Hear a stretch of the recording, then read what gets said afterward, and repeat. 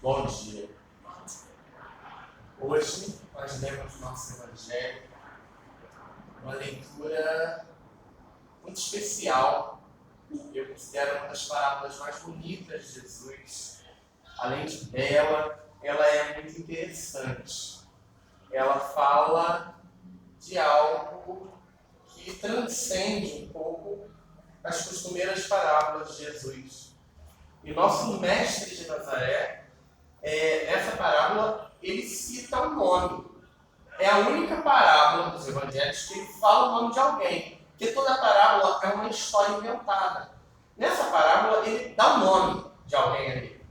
Desse personagem, que muitos chamam de Lázaro. Né? Não é o Lázaro que ressuscitou os mortos, é um Lázaro mendicante. Ele é o morador de rua, que ficava na porta de uma pessoa.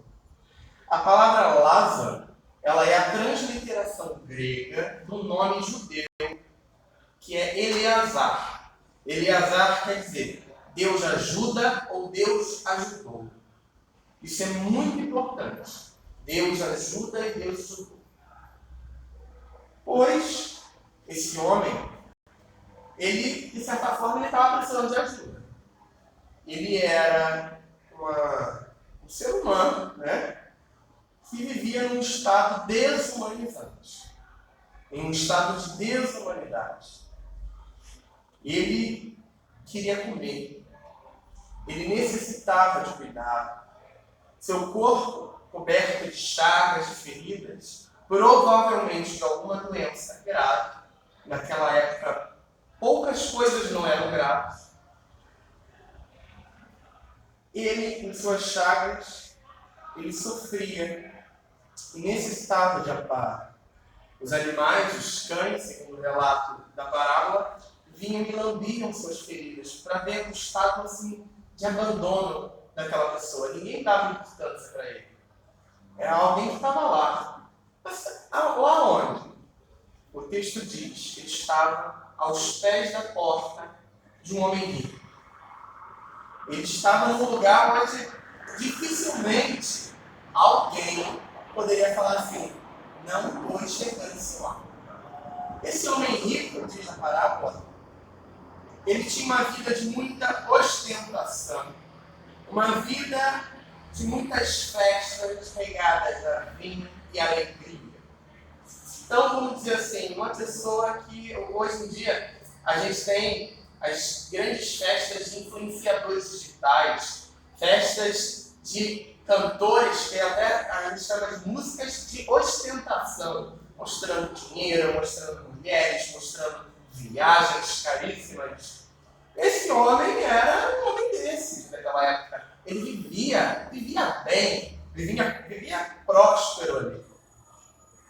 A parábola nos diz que ao mesmo tempo que esse homem que vivia muito bem, vivia ao lado de uma pessoa que estava em situação de exclusão social, enfermidade, miséria, ficava ali mendigando a porta que diariamente recebia festas, muita gente estava por ali. Rico nenhum vai dar festa só para 2, 3. Principalmente naquela época que a hospitalidade era um dom. A hospitalidade de seus amigos era muito elogiada. Esses 2 homens representam a nossa condição como sociedade. Esses 2 homens, eles representam 2 lugares de nossa sociedade que desde muito tempo, eu falo, desde antes de Jesus, essas 2 polaridades já existiam. Essas 2 polaridades ainda existem. Entre quem? Entre aqueles que necessitam, aqueles que estão à margem. E diga-se de passagem, nós estamos, tá? Quem mora aqui no Flacar, sou privilegiado. É a página 2. Todos nós estamos numa faixa, com um pouquinho mais de conforto, um pouquinho menos, numa faixa da sociedade. E outra, que é daqueles que detêm o poder, daqueles que detêm o dinheiro, os meios de produção, os meios de contato, os meios de comunicação. Rico e pobre Isso sempre existiu. Isso sempre existiu. Nunca foi o plano de Deus. Se a gente chega numa aldeia indígena, pergunta lá, quem é o rico, quem é o pobre? Todos são iguais ali. Existem funções, mas todo mundo está ali na coletividade. Essa polarização que a sociedade criou, se encontravam esses dois homens e nos encontramos hoje. Aqueles que têm o poder e aqueles que não têm o poder, acontece uma coisa muito interessante que muita gente ignora. Eles morrem. Todos nós vamos morrer. Todo mundo vai morrer. Seja rico ou seja pobre. Todos se encontrarão com a majestade de Deus em sua justiça. Todos nós nos encontraremos com a divindade em sua luz eterna. Mas lá eles se encontram com a justiça divina. Lázaro vai para o lado de Abraão, que representa a origem de tudo. Ele representa a ancestralidade do povo judeu, a paternidade universal de toda a humanidade. Ele representa o próprio Deus. Abraão ali está representando o próprio Deus, Senhor do céu. E o rico vai para onde? Ele vai lá, para o Hades. O que seria o Hades? O Hades é a noção de mundo dos mortos dos gregos. Era um mundo de... Jesus voltou até ali o sofrimento, mas no Hades grego, o Hades era um lugar de nada, de fantasmas, de grito, de escuridão, do não ser, não ter. Em contraste com o chamado dos gregos campos elíseos, que eram bosques bonitos, com frutas, tipo uma praça, né? Uma Quinta da Boa Vista aqui no Rio de Janeiro. O Hades é aquele lugar que só existe sombra, esquecimento e tristeza e lamento. Jesus fala, não toca mais. Jesus fala que lá tem sofrimento. Implorando por uma gota d'água que poderia cair do dedo do antigo morador de rua, doente, o rico pede: Abraão, deixa que uma gota de água caia em minha boca para aliviar um pouquinho do sofrimento que eu tenho. Esse sofrimento que ele encontra no outro lado. O que o apóstolo Paulo nos diz? O que é a situação da morte da vida? O apóstolo Paulo fala: o que é que trouxemos para este mundo? O que você trouxe para esse mundo? Quando você nasce de sua mãe, você vem pelado. Nós viemos nus, não trazemos nada. Trazemos choro. É um comum trazer choro. E o que nós vamos levar desse mundo? O caixão, a roupa do velório não é. A nossa alma, ela se liberta. E aquilo que nós carregamos na nossa alma é isso que nós vamos levar. Paulo, em sua carta a Timóteo, nos diz sobre essa situação da vida. Cada frase ali em Timóteo daria uma homilia ou várias, para nós nos lembrarmos qual é o valor da vida, qual é o valor que a nossa alma, a nossa prática da vida, o nosso dia a dia em relação ao próximo, o que isso vale? Qual é o valor das riquezas, dos bens materiais nesse mundo? Que valor tem para a vida em Deus? Que valor tem a nossa situação como ser humano em relação às riquezas, aquilo que detém o poder nesse mundo, nesse século? Nós temos um grande tesouro. Esse tesouro é o próprio Deus. Rei dos reis, Senhor dos senhores, Criador do céu e da terra. Ele é nosso tesouro. Em Deus, que é o dono de tudo. Nós temos tudo. Nós somos herdeiros de tudo. Não no sentido como dominadores, destruidores, como colonizadores, como a gente foi ensinado a obedecer à voz do colonizador aqui no Brasil. A gente foi ensinado a obedecer quem tem. Calar nossa boca, não reclamar, trabalhar, não discutir e nem pensar. Só aceita. A vida é como é. Não. A vida é como a gente faz ela. Isso vem desde os nossos antigos. Só que em algum momento nós paramos de trabalhar a vida de forma positiva. Deus ele nos dá essa sustentação. No amor de Jesus, nós temos a libertação de todo esse processo de escravidão que a humanidade tem. Do pecado, dos desejos desordenados e tolos de nosso coração, da ilusão do nosso ego, do materialismo no qual nós somos bombardeados, das trevas interiores e exteriores, das desgraças de nossa alma, da nossa corruptibilidade. Cristo, em seu amor, nos liberta disso tudo para vivermos uma vida em plenitude em Deus. Pois Deus, que é o Senhor de tudo, como diria o salmista, o Senhor é meu pastor e nada me faltará. Nada vai nos faltar. Como um ser eterno, Deus nos capacita para estarmos diante dele.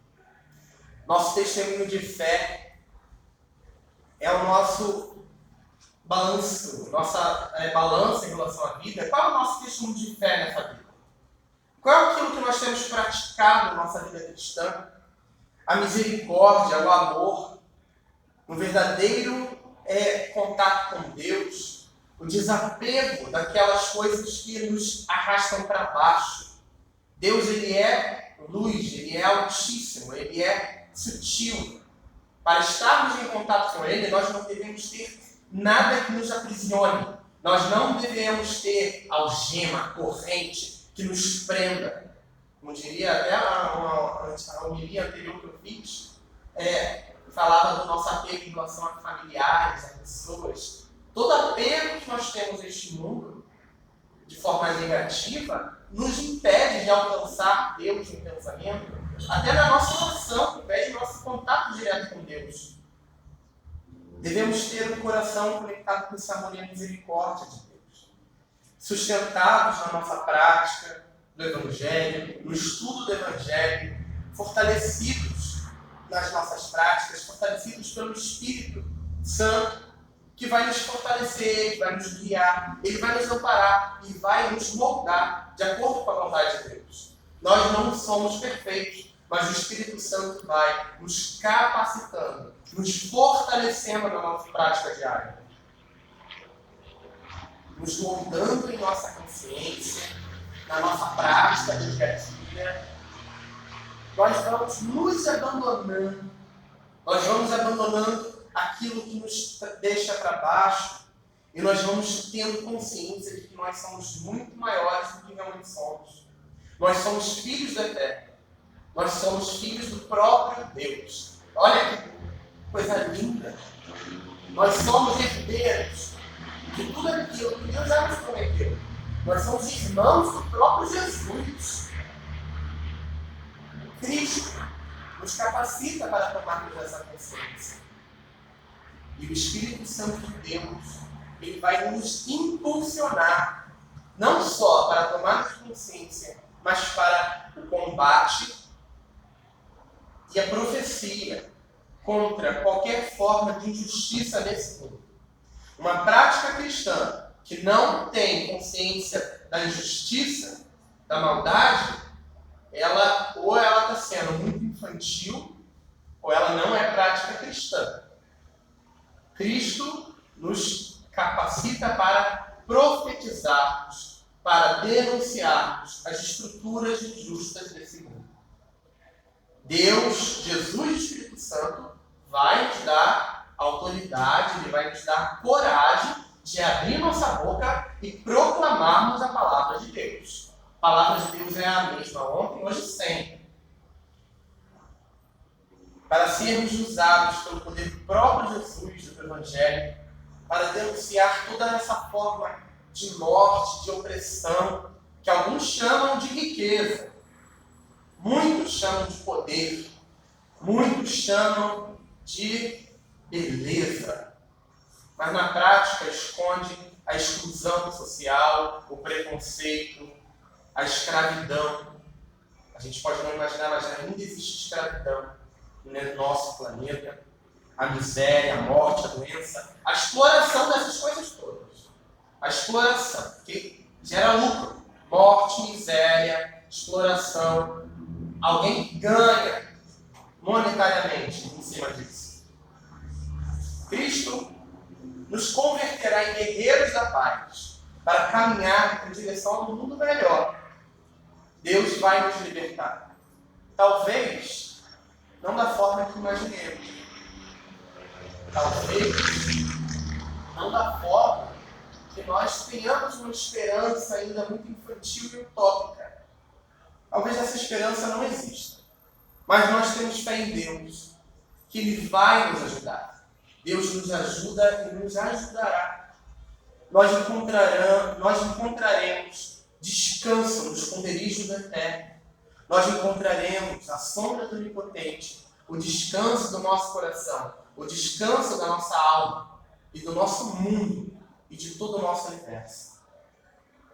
Agradecemos a Deus pelo dia de hoje.